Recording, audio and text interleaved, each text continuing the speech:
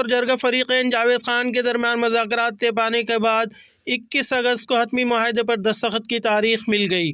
جرگے میں وہی فارمولہ طے ہوا جسے راجہ ریاض پہلے کئی بار واضح کر چکے ہیں۔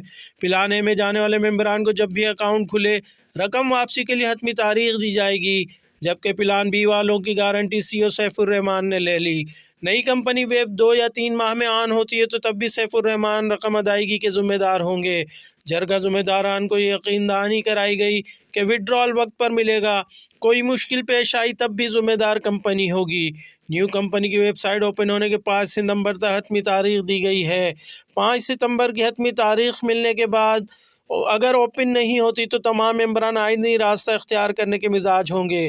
جرگہ تمام یقین دہانیوں کے بعد باقاعدہ معاہدے پر دستخط کے لیے 21 اگست کی تاریخ کا وقت مل چکا ہے۔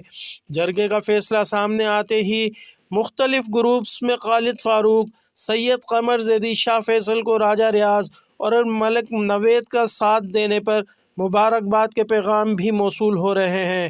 21 کے بعد نیا منظرنامہ کیا ہوگا، اس کے لیے تمام ممبران کو شدت سے انتظار ہے۔